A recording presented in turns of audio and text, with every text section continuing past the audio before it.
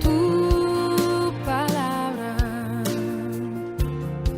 es como aceite sobre mis heridas. Estás escuchando La Palabra de Verdad con el pastor Martín Portillo.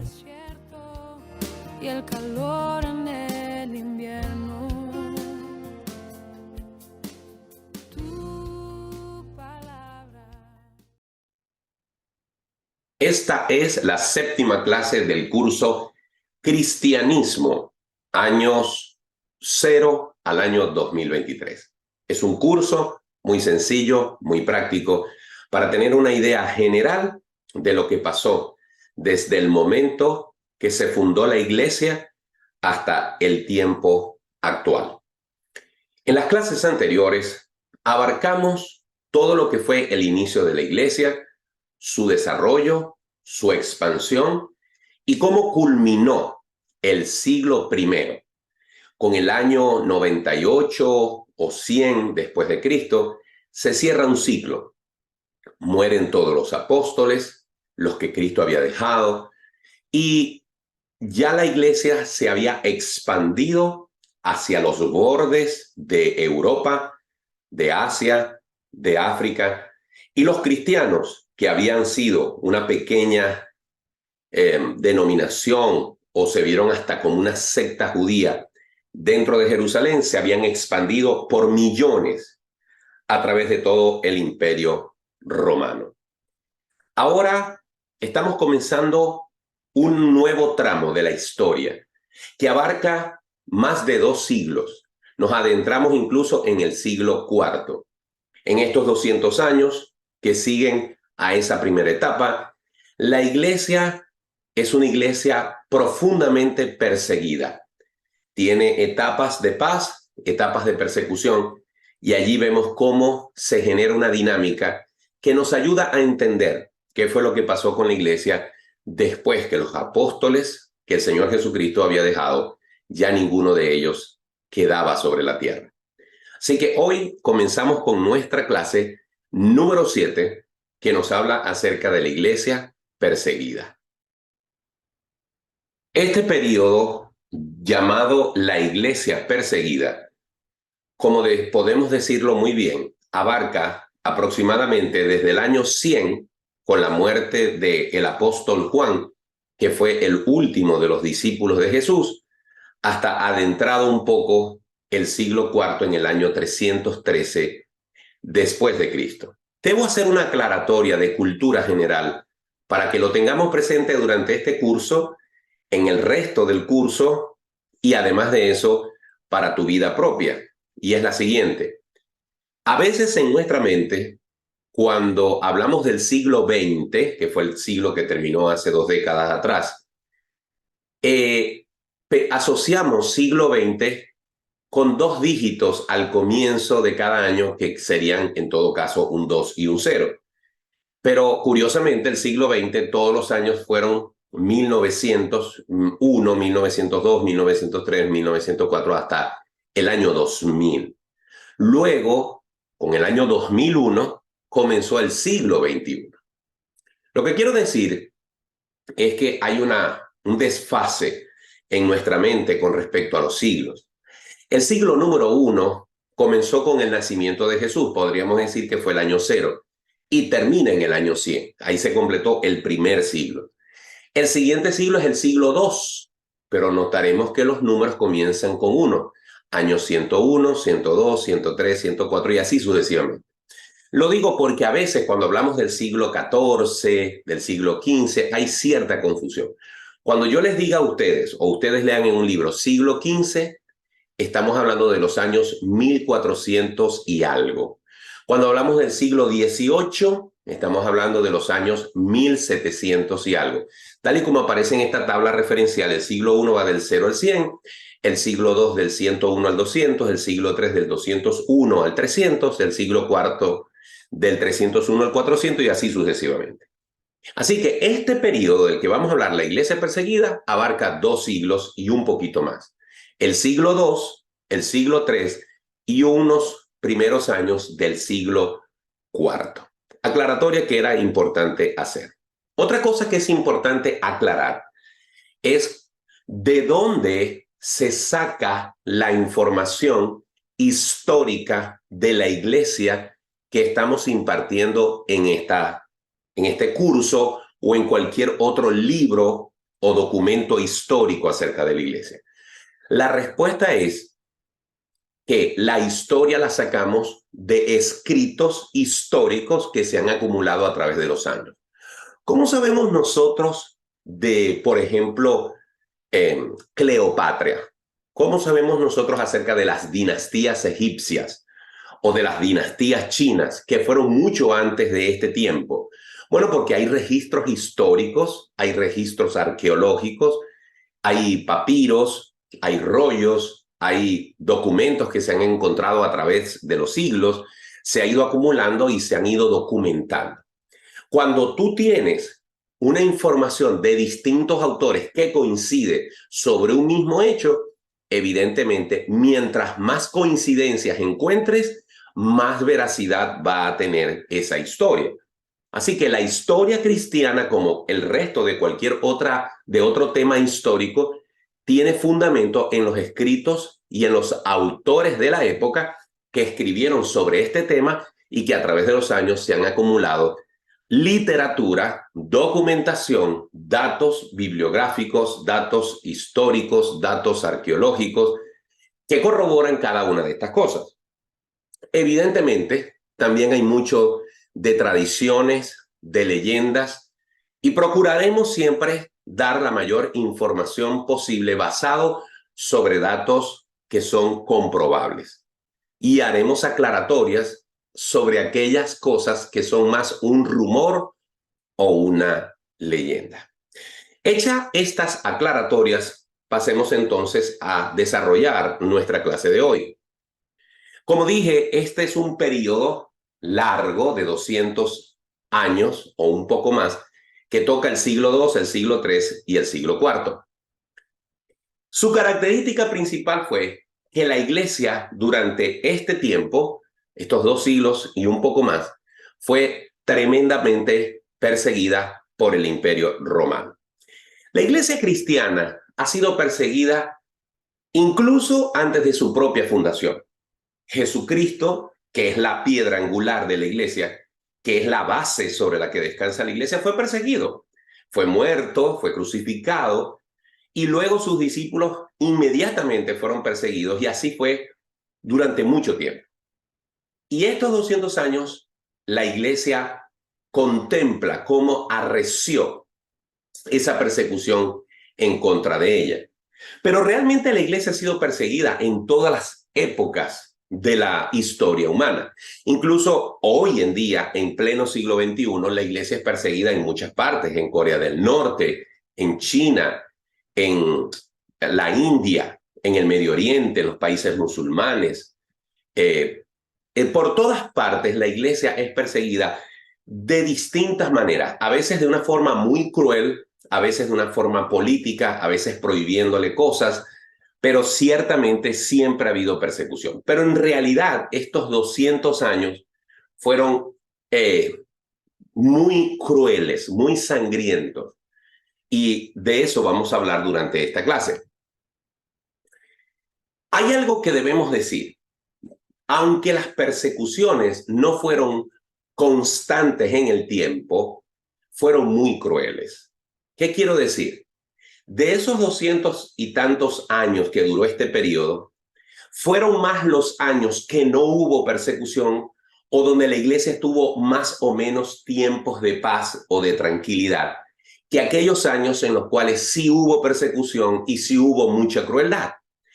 Pero la crueldad, lo sanguinario de las persecuciones en esos breves periodos que fueron intermitentes, realmente fueron cruentos, fueron realmente terribles. Otro aspecto curioso es que, contrario a la lógica, los emperadores que gobernaron Roma durante este periodo se dividían en 2 grupos. El grupo de los, vamos a decir, gobernadores sabios, justos, los de mayor preparación, y otros que eran más salvajes, más cruentos, menos políticamente correctos. Bueno, contrario a la lógica, los que se suponían que eran más justos fueron los más cruentos contra los cristianos. Y los que se suponían que iban a ser los más difíciles y terribles, en todo caso dejaron a los cristianos en paz en comparación con los otros. Es un dato curioso con el que nos conseguimos mientras que preparábamos este estudio. Ahora, ¿por qué los cristianos eran perseguidos? Habían muchas razones. Vamos a simplemente enumerar algunas. Primero, el paganismo. Paganismo que es básicamente la religión universal. Es la actitud humana de celebrar, de idolatrar, de venerar cualquier cosa. Ese paganismo, ese sincretismo de creencias, de ídolos, de distintos cultos, era algo normal en el Imperio Romano. Por lo tanto, los paganos no tenían problemas en adorar a distintos dioses al mismo tiempo, no tenían ningún tipo de resquemor cuando se trataba de presentar ofrendas a distintos dioses. Eso los hacía ser flexibles ante cualquier tipo de adoración. Mientras que los cristianos eran exclusivos. Ellos decían que solamente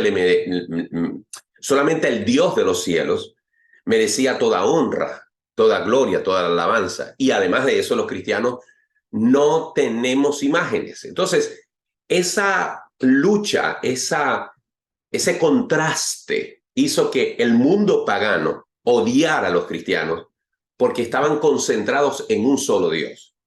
Podemos traer a colación muchas referencias bíblicas sobre esto. Por ejemplo, Elías, el profeta Elías, tuvo que convocar a los profetas de Baal para que ellos, que decían adorar a su dios, a Baal, lo hiciesen primero y que clamaran si del cielo Baal les mandaría fuego para consumir los sacrificios que ellos les iban a ofrecer. Evidentemente, aunque se sajaron y aunque lloraron, aunque clamaron, nunca Baal les respondió porque Baal es un dios muerto. Pero luego Elías vino y en unas condiciones mucho más difíciles, Dios hizo descender fuego del cielo y consumió el sacrificio y los profetas falsos fueron muertos. Pero vemos también en el Nuevo Testamento cómo los cristianos eran perseguidos por su fe en un solo Dios y caían pesados, caían molestos en un mundo pagano que tenía dioses por doquier. Incluso Pablo llegó a Atenas en una ocasión y consiguió que había dioses por todas las esquinas, dioses, templos de distinto orden para distintos dioses.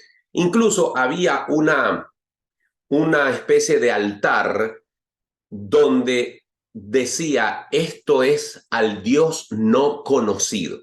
Es decir, en su mente pagana, los paganos le ponían ofrendas a distintos dioses y hasta apartaron un sitio para un Dios que no conociesen. Y precisamente Pablo, guiado por el Espíritu Santo, les dijo, ese Dios que ustedes dicen, el no conocido, es el Dios que yo les predico. Es el Dios invisible, es el Dios de los cielos, es el Dios que envió a su Hijo Jesucristo a morir por nuestros pecados.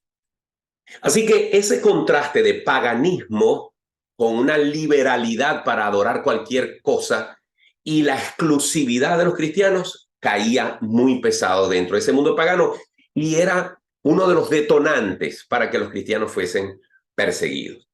Precisamente por este tema, los cristianos eran una amenaza para muchos comerciantes. Si ustedes leen el libro de los Hechos, ustedes se van a conseguir allí con la historia cuando Pablo fue a Éfeso. Y ahí, en esa ciudad de Éfeso, una ciudad griega, una ciudad en pleno corazón del Imperio Romano, la predicación de Pablo fue tan fuerte que la gente se estaba convirtiendo. Y una de las señales de la conversión era que los hombres y mujeres dejaban la idolatría. Pues bien, ahí en Éfeso se adoraba una diosa llamada Diana y habían hombres que hacían templecillos de plata, es decir, hacían como templos de Diana en forma de plata para que ellos se los llevaran a su casa y adoraran a Diana en su casa. Pues a medida que la gente se convertía, se iba dando cuenta que la voluntad de Dios bajo ningún concepto es que nosotros adoremos imágenes ni tengamos ningún tipo de objeto al que le presentemos reverencia.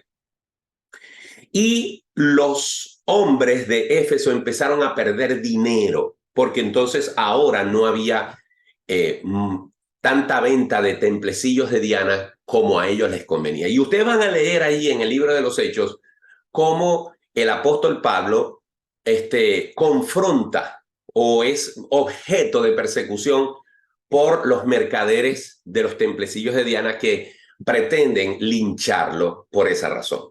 Y es que en esa época el paganismo era tan grande que en el imperio se hacían templos para que las distintas nacionalidades, cuando viajasen de un país a otro, pudieran conseguir templos donde adorar sus propios dioses. Es decir, un egipcio podía viajar desde Egipto y adorar a Isis en Asia Menor, porque allá habían hombres que construían templos para Isis para poder cobrar, para poder recibir ofrendas en ese templo y manejar la religión como un negocio. Y así ha sido siempre. La religión es un negocio. Los hombres le sacan a la religión fuentes, la tienen como una fuente de ganancia. Y eso no es nuevo, sino que es desde siempre. Así que los cristianos se oponían rotundamente a eso, y ese era otro motivo para perseguir a los cristianos. Ellos estaban siendo un peligro para el negocio de la idolatría. Otra cosa era que los cristianos se negaban a adorar a César. La figura de César era la figura casi de un dios. Unos más, unos menos pretendían que a ellos se les adorase como a un dios. Y los cristianos se negaban a eso, pues los cristianos eran vistos de una forma sospechosa. Se consideraba esa falta de adoración al César como una ausencia de lealtad para con el emperador. Y eso los ponía en el ojo de la sospecha. Así que muchos los consideraban conspiradores, como gente que podía traicionar a César en cualquier momento. Además de eso, otra razón por la que la iglesia fue perseguida en estos 200 años es porque la iglesia ya no tenía el manto de la oficialidad judía. Voy a explicarme un poco. Como la iglesia cristiana nació dentro del seno de los judíos, por muchos años el Imperio Romano consideró a los cristianos como una secta, como una denominación judía. Y como la religión judía era respetada oficialmente por el imperio, entonces simplemente el imperio se hacía la vista gorda con los cristianos. Pero cuando los judíos dejaron de tener la preponderancia que llegaron a tener alguna vez, cuando el templo de Jerusalén fue destruido en el año 70, que ya lo vimos en la clase pasada, cuando la nación judía dejó de existir como tal y los judíos fueron esparcidos por el mundo, la iglesia cristiana quedó desprovista de esa cosmovisión que tenía el Imperio Romano de que ellos eran parte de la religión judía. Así que ellos quedaron como una iglesia independiente y, por supuesto, el Imperio Romano los empezó a ver ya como un grupo sedicioso, como un grupo revoltoso, como un grupo que había que perseguirlo. Esa fue otra razón por la cual los cristianos fueron perseguidos. También los cristianos tenían la costumbre, precisamente por esa forma de apartarse del mundo y protegerse de los ataques del mundo, de reunirse en secreto. Se reunían en catacumbas, se reunían en casas, y esas reuniones secretas trajeron como consecuencia que la gente consideraba que ellos eran un grupo peligroso. Incluso los llegaron a acusar de que tenían actos lascivos, actos inmorales en esa privacidad en la que adoraban a Dios, y eran juzgados como un grupo peligroso. Además, ellos practicaban la cena del Señor excluyendo a los extraños. Solamente permitían participar de la cena del Señor a los propios miembros de la iglesia. Entonces, los paganos, los que odiaban a los cristianos, consideraban que esa exclusividad de reunirse en privado, de participar la cena del Señor solamente a los que eran de la iglesia, ellos utilizaban eso como un argumento para decir que los cristianos los rechazaban. Y eso también aumentaba las razones para ser perseguidos. Otra cosa que causaba rechazo, odio en medio del pueblo impío contra los cristianos, es que dentro de la iglesia cristiana las líneas que hacían las divisiones de clase se disipaban. Es decir, siempre han habido clases altas, clases medias y clases de la gente muy pobre. En aquella época había por lo menos dos grandes clases: los nobles y los esclavos, los amos y los esclavos, los que tenían esclavos y los que tenían amo. En la iglesia, si un amo, un noble, un rico se convertía al evangelio, podía conseguirse que en la iglesia donde él asistía estaba también un esclavo suyo que se había convertido. Amo y esclavo se habían convertido. Incluso se llegó a dar el caso en que un esclavo era pastor de uno de sus amos a nivel espiritual. Para los paganos, ver que esas divisiones clasistas no existían les molestaba y hacían que el cristianismo también fuese visto de una forma odiosa, de una forma que iba en contra de los modelos de la sociedad de ese entonces. Todas estas cosas contribuían a la antipatía, ¿verdad? A la predisposición de un pueblo impío contra el pueblo cristiano, y alentaba o iba a servir como combustible cuando se dieran los periodos de persecución. Ahora, ¿qué tan frecuentes fueron las persecuciones? Bueno, como ya lo dije al principio, las persecuciones entre estos 2 siglos y un poquito más fueron más los tiempos de paz que los tiempos de persecución como tal. Es decir, podía haber periodos de unos 10 o 12 años de cruentas persecuciones y cesaban, y podían pasar 40 años y venía otro periodo de 6 o 7 años de cruenta persecución, volvían a cesar y venía otro periodo de unos 50 años donde no había mayor persecución. Siempre un ambiente tenso, siempre la expectativa de que podía haber persecución, pero los periodos de muerte, de acechanza, de ajusticiamiento de los cristianos por parte de los emperadores romanos eran periodos cortos pero muy crueles, espaciados por periodos de relativa tranquilidad.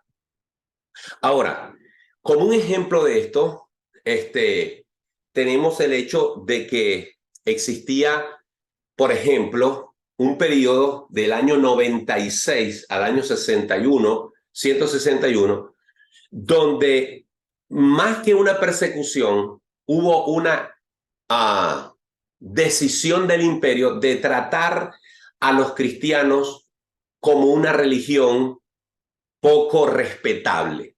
Es decir, lo que yo decía hace unos minutos atrás, el imperio dejó de considerar a los cristianos como a los judíos una religión y eran vistos más bien como unos sediciosos. Procuraban ignorar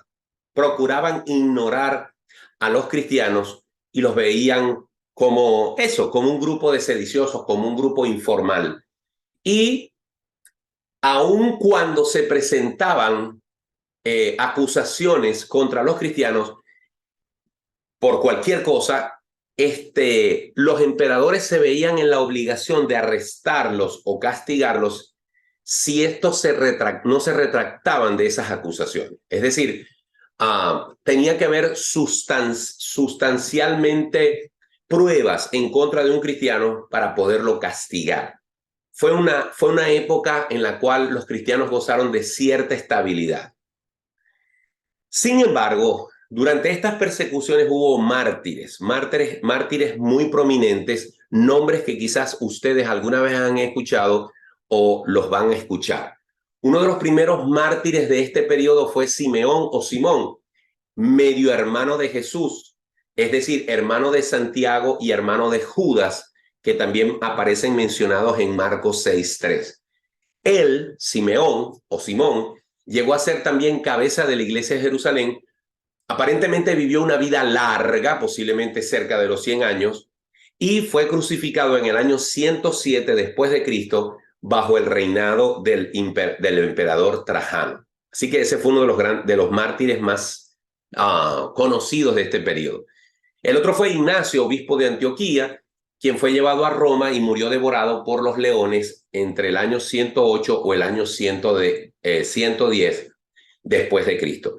Notarán en este caso y en otros en el futuro que a veces las fechas son exactas. Por ejemplo, hace unos minutos, o yo creo que fue en la clase anterior, yo dije que el 8 de septiembre del año 70, Tito había arrasado con Roma. ¿Por qué esa fecha tan precisa?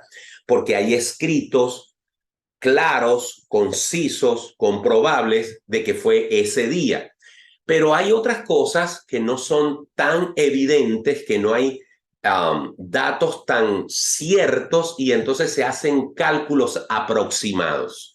Por eso ustedes van a notar a veces que hay fechas precisas o hay fechas como estas donde se dice que Ignacio fue devorado entre el año 108 o el año 110 después de Cristo, según la versión histórica que se haya considerado para el momento. Otro de los mártires prominentes fue Policarpo, obispo de Esmirna en Asia Menor. Murió en el año 155 después de Cristo. Y lo de Policarpo es algo tremendo, porque a él lo llevaron delante del gobernador y lo instaron a maldecir a Cristo. Y él contestó cuando se le pidió maldecir a Cristo: 86 años le he servido a mi Señor y todo lo que me ha hecho es bien. ¿Cómo podría maldecirle, mi Señor y mi Salvador? Bueno, el haberse negado a negar a Cristo, maldecir a Cristo, trajo como consecuencia que lo quemaron vivo en la hoguera. También estuvo Justino mártir, un hombre que cuando no era cristiano, era un filósofo, un hombre preparado, un hombre letrado, un hombre de profundos argumentos, se convierte al evangelio y se convierte entonces en un defensor de la fe cristiana. Todavía hoy en día hay libros de Justino Mártir que perduran en el tiempo y del cual se puede obtener mucha información histórica. Sufrió el martirio, es decir, fue martirizado, fue muerto en el año 66 después de Cristo. Así que mencionamos otros, como por ejemplo Leonidas, el padre del teólogo Orígenes, que fue decapitado en Alejandría. También está una mujer noble llamada Perpetua, de la ciudad de Cartago, y su esclava Felicita, fueron ambas devoradas por las fieras en el año 203 después de Cristo. También está Cipriano, obispo de Cartago y un gran escritor y líder de la iglesia, que murió en el 257 después de Cristo. Entonces, podemos ver que desde Simeón en el año 107 después de Cristo hasta bien adentrado el siglo III, ¿verdad?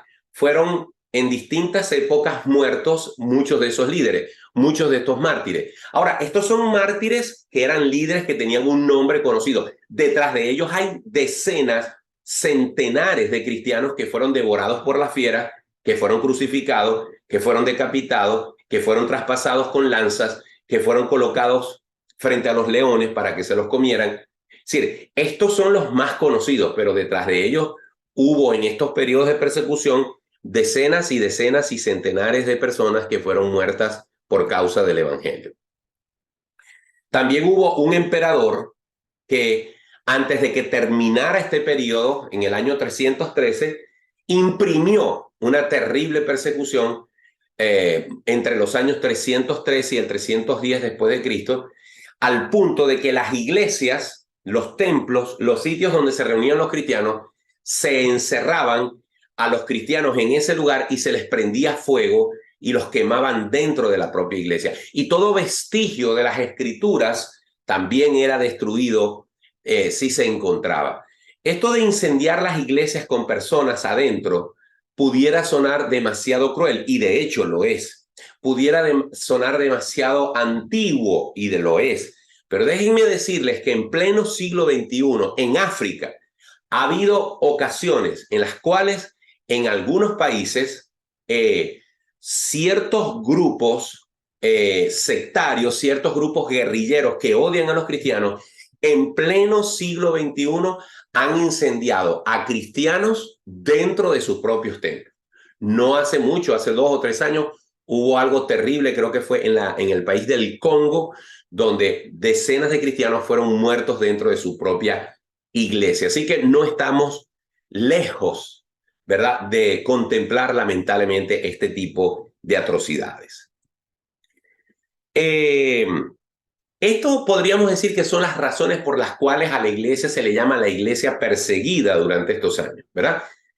Pero además de la persecución, además de haber sido una iglesia profundamente perseguida, también tenemos que denotar que en este periodo se terminó de completar, se terminó de ordenar, se terminó de perfilar lo que iba a ser el Nuevo Testamento.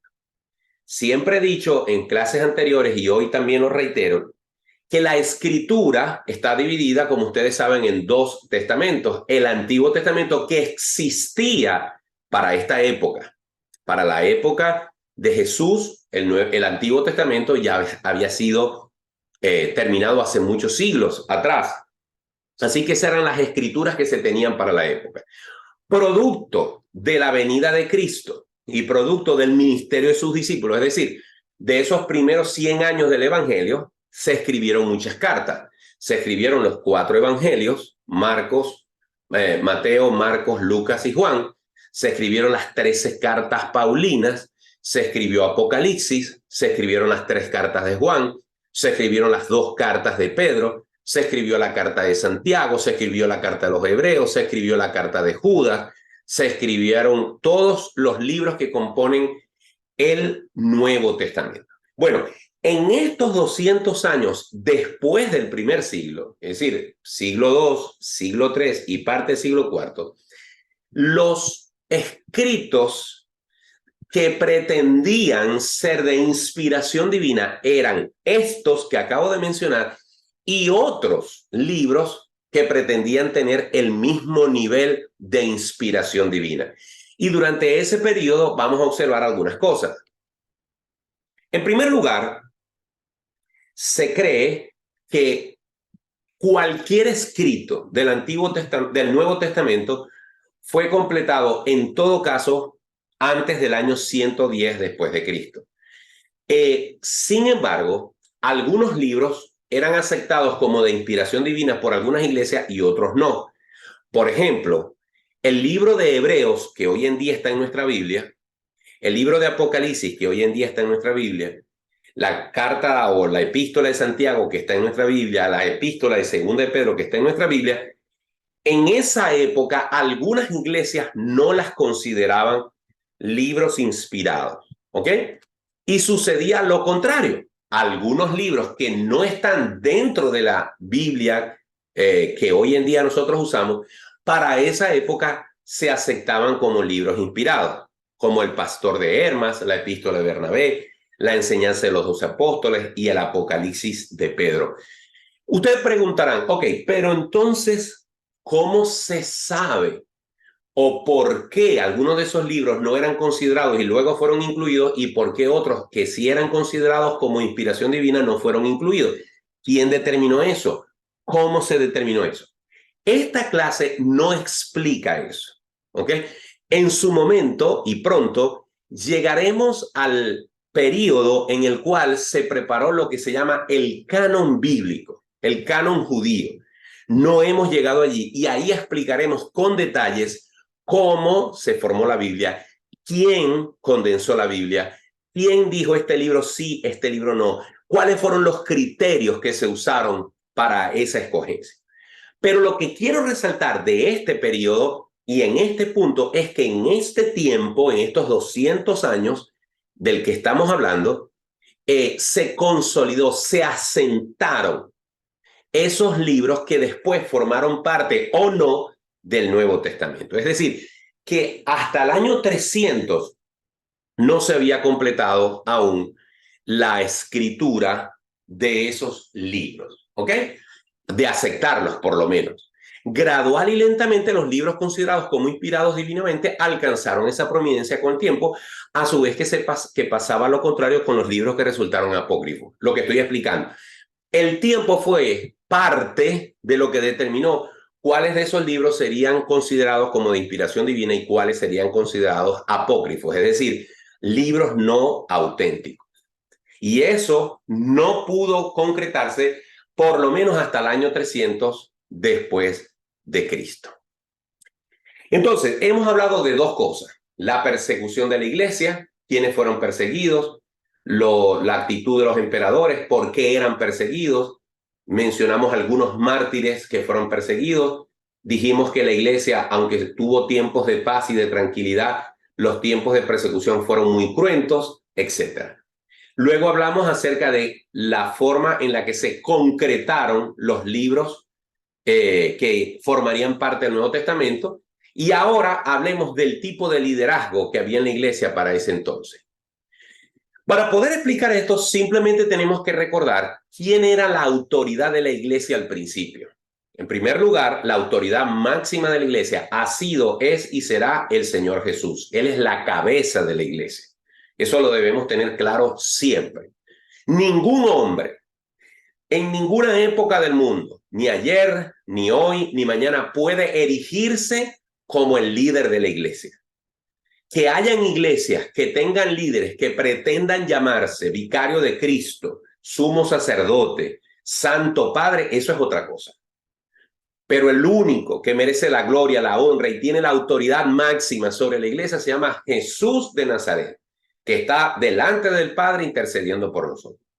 Ahora bien, luego que Jesús asciende, él deja unos hombres encargados de la iglesia. Esos hombres eran 11. ¿Por qué? Porque Judas se había ahorcado.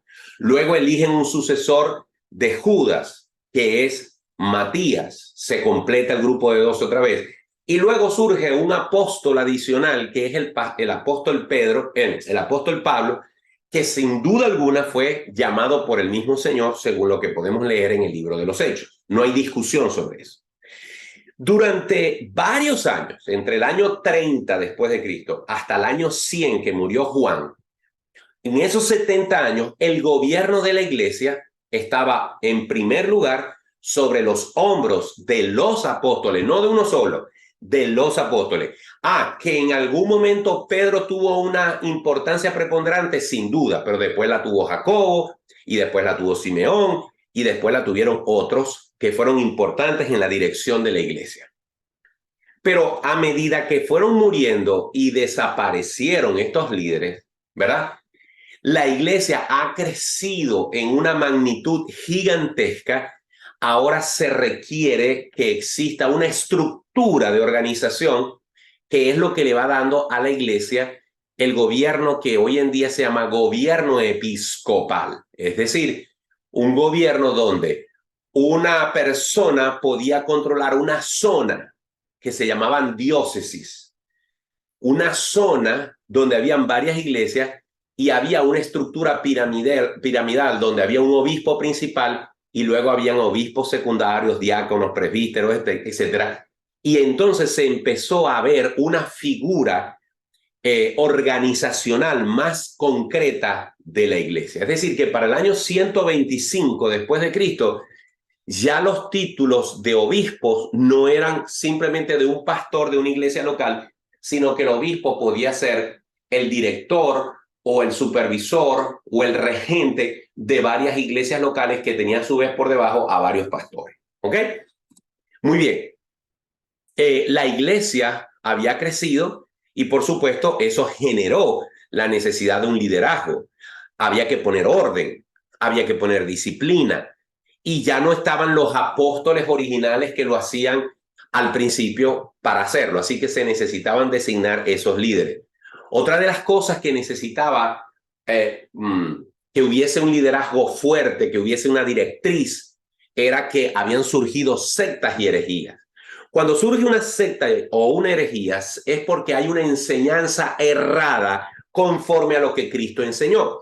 Entonces, estos líderes, estos obispos, estos presbíteros, estos diáconos, estos hombres que regentaban la iglesia, tenían que escribir, tenían que preparar artículos teológicos explicando por qué éramos salvos por la gracia y no solamente, éramos salvos por la gracia y no por las obras.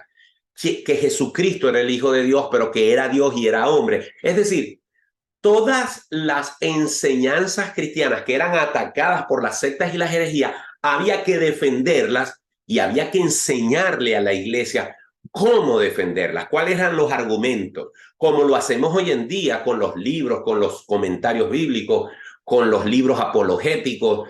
Es decir, había que defender la fe y entonces se necesitaban líderes que hicieran eso, y estos hombres tenían la capacidad teológica, la dirección de parte de Dios para preparar ese tipo de material. Otra razón que fortaleció el liderazgo en este tiempo e hizo que el liderazgo fuera más organizado era que se necesitaban líderes que defendieran a la iglesia, litigaran delante del imperio cuando se querían cometer abusos. Y aunque siempre se llegaron a cometer, se necesitaban líderes que representaran a la iglesia delante del emperador. Producto de esta dinámica, ¿verdad? Y producto de que el cristianismo había crecido mucho, sobre todo la necesidad de tener posiciones teológicas claras, surgieron 3 escuelas teológicas que fueron la escuela de Alejandría, la escuela de Asia Menor y la escuela de Cartago en el norte de África. Y de esas escuelas surgen nombres que van a ser muy comunes. A las personas que les guste profundizar en este tema de la historia, van a toparse de cada rato con estos nombres, con Panteno, con Clemente, con Orígenes, con Ireneo, con Tertuliano, con Cipriano y otros más. ¿Por qué se van a topar con estos nombres? Por lo que explicamos en la clase pasada y al principio de esta clase. Porque nosotros tenemos una gran referencia histórica en el libro de los Hechos para el año 30 al año 68, más o menos. Cuando muere Pablo, cuando se termina el libro de los Hechos, cuando terminamos de leer algunas cosas de Apocalipsis, hay un periodo en el cual no tenemos más información desde el punto de vista de las escrituras, de las sagradas escrituras. Entonces tenemos que basar la historia de la iglesia en información que viene de hombres que escribieron sobre esa historia, que llevaron una especie de diario, que iban anotando datos históricos que se han recopilado a través de los siglos. Bueno, Panteno, Clemente, Orígenes, Ireneo, Tertuliano, Cipriano y otros más fueron hombres que trabajaron en función de eso. Son lo que podríamos ver y lo vamos a seguir viendo como los padres de la iglesia, porque fueron los sucesores inmediatos de los apóstoles que ya no estaban presentes. Ok, vamos a redondear ya la clase de hoy hablando de algunas herejías o de algunas sectas que surgieron en esa época. Hubo muchas, pero las más significativas fueron los gnósticos. Cuando usted agarra el Evangelio de Juan y la carta de Juan, la primera, usted va a notar que en los 2 capítulos, capítulo 1 de Juan y capítulo 1 de Primera de Juan, prácticamente esos 2 capítulos son una repetición el uno del otro. Es decir, en el capítulo 1 de Juan, usted va a conseguir a Juan presentando a Cristo como Dios encarnado. Y lo mismo pasa en el primer capítulo de la epístola de Juan, a Jesucristo encarnado. ¿Por qué hizo Juan eso? Porque en el tiempo que Juan escribió su carta y su evangelio, los gnósticos estaban de moda. Y los gnósticos eran una mezcla, un injerto de cristianismo con paganismo. Eso sería un sincretismo, es decir, una mezcla de lo banal, de lo pagano con lo cristiano. Entonces, ellos tenían una especie de inclinación hacia lo esotérico, hacia lo metafísico. Por lo tanto, creían que Dios era una especie de deidad que a su vez emanaba otras deidades inferiores a él, benignas o malignas, y que Cristo no era ese Dios magnífico, no es ese Dios de los cielos, sino que Cristo era un pequeño Dios. Y por cierto, esto se parece mucho a lo que creen algunas sectas que se llaman cristianas, como los Testigos de Jehová y como los mormones, que ellos consideran a Jesucristo como un gran profeta, como un hombre de Dios, etcétera, etcétera, pero bajo ninguna circunstancia lo ven como al Dios encarnado. ¿Ok? Los gnósticos tenían esa tendencia. Les encantaba interpretar las escrituras las Sagradas Escrituras de forma alegórica, de forma simbólica, a su conveniencia, según la perspectiva del lector. Y esto es muy coincidente con la teología liberal, que pretende ver la Biblia desde el punto de vista alegórico y no desde el punto de vista literal. Entonces, ahí ustedes van a conseguir que siempre los que defienden la homosexualidad desde el púlpito, los que defienden las disforias de género desde el púlpito, los que defienden el feminismo desde el púlpito y los que defienden la teología de la liberación desde el púlpito, todos esos hombres que tuercen las escrituras siempre van a tener como característica que cuando tú le mencionas la Biblia, ellos te dicen que eso es algo alegórico, no es algo que tú lo debes interpretar de forma literal. ¿Ok? Sin embargo, los gnósticos, como una secta fuerte, tuvieron su principio y su fin en el mismo siglo II. También estaban los ebionistas. Los ebionistas vienen de una palabra hebrea que significa pobre. Los ebionistas realmente estaban en una posición muy incómoda y por eso los ebionistas se tuvieron que retraer y esconderse y hacerse como una secta escondida, porque los ebionistas estaban entre el odio que sentían los judíos hacia ellos y el rechazo que recibían de los cristianos por considerarlos unos herejes. Me explico. Los ebionistas eran judíos que habían aceptado a Jesús.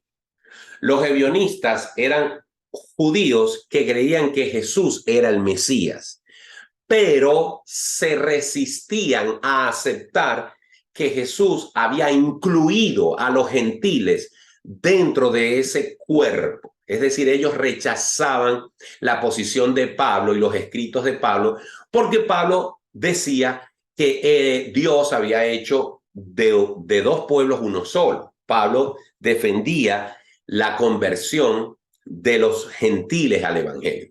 Entonces, los ebionistas decían, no, los gentiles no pueden ser cristianos, los gentiles no pueden ser beneficiarios de la gracia. Pero al mismo tiempo, los ebionistas eran rechazados por los judíos porque los judíos inconversos, los judíos que nunca habían aceptado y han aceptado que Jesús era el Mesías, los veían como unos traidores a ellos porque ellos, siendo judíos, creían que Jesús era el Mesías. Entonces no estaban contentos los ebionistas ni con los judíos ni con los cristianos gentiles. Así que estaban reducidos a vivir de una forma reservada y eran rechazados definitivamente. ¿Ok?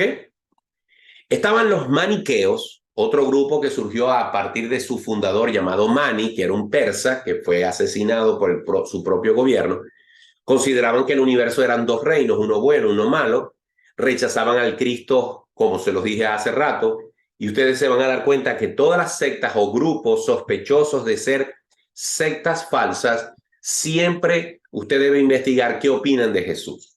Y si usted ve que ellos no creen que Jesús vino en carne, si ustedes creen o escuchan de alguien que cree en Jesús, pero dice que no es Dios, tenga cuidado, salga de allí, porque es una secta falsa. Y los maniqueos creían en Jesús, pero no como el Jesús divino, como el Jesús donde estaba condensada la naturaleza humana y la naturaleza divina, pero sí creían en una especie de Cristo celestial. Sí, tenían una mezcla rara allí con respecto a la persona de Jesús. Y eran muy dependientes del ascetismo, renunciaban al matrimonio. Usted preguntará, y pastor, ¿qué es eso de ascetismo? El ascetismo es esa manera de vivir la religión en la que la persona piensa que flagelándose, golpeándose, pagando penitencias, rechazando la alimentación, rechazando el agua, haciendo ayunos prolongados, poniéndose a sufrir, eximiéndose de muchas cosas, Dios lo va a ver con mayor agrado que aquel que no lo hace. Entonces ellos se autoprohibían muchas cosas y eso los convertía de alguna manera en una secta. Y está este grupo, los montanistas, porque su fundador se llamó Montano.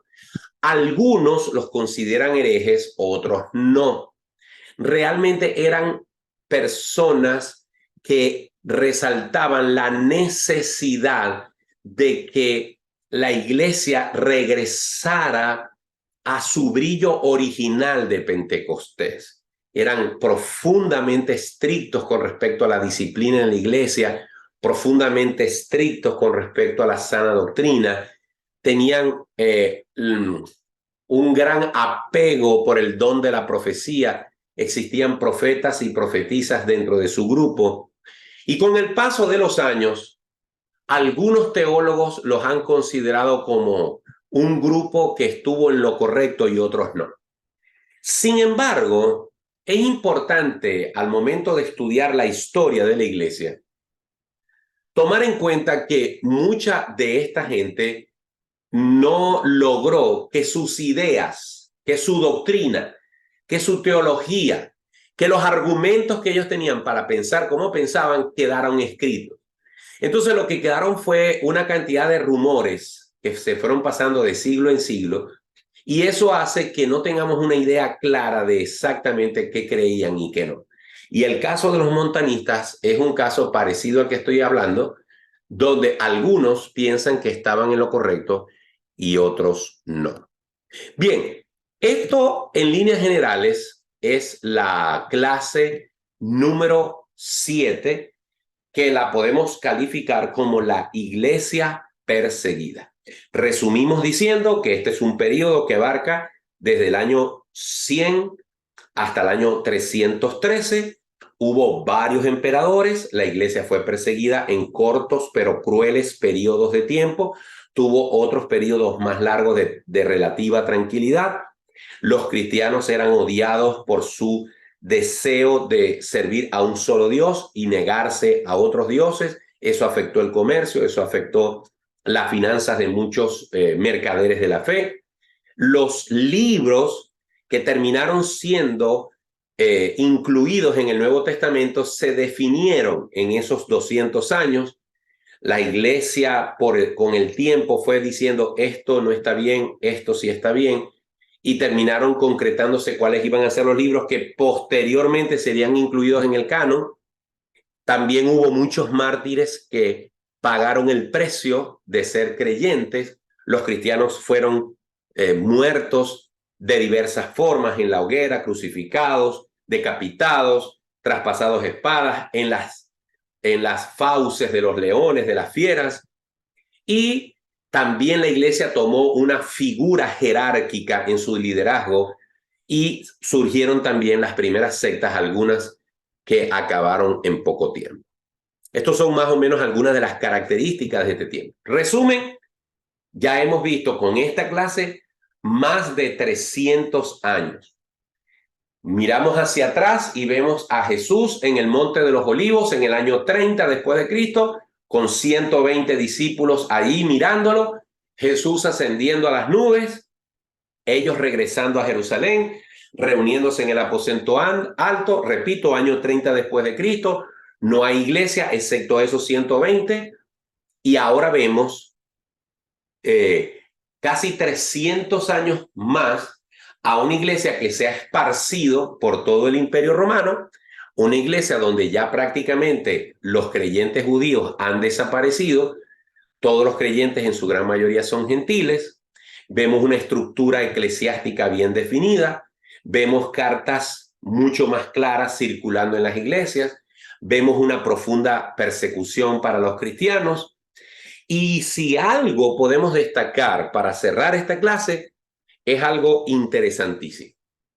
Cuando los ateos se han acercado a la historia para tratar de negar al cristianismo, para tratar de negar a Jesucristo, para tratar de negar la fe cristiana, algunos teólogos, lo que los ha impactado, y algunos se han convertido a raíz de ese impacto, es que ellos no pueden entender cómo seres humanos que estuvieron conminados, estuvieron puestos en una circunstancia en la que se le decía, si niegas a Cristo, salvas tu vida.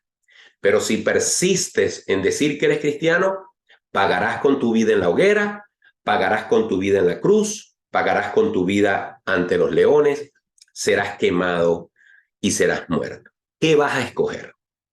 Los ateos que se han acercado a estudiar la historia han quedado impactados de ver cómo miles, millones de esos cristianos estuvieron bajo el riesgo de ser muertos y aún así persistieron en la fe.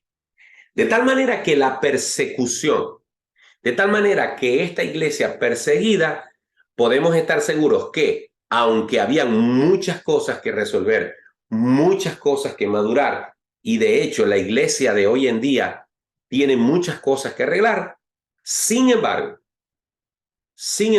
estaba compuesta por hombres y mujeres que entendieron cuando Jesús dijo: el que esté dispuesto a salvar su vida, la perderá, pero el que esté dispuesto a perder su vida por causa de mí, la salvará.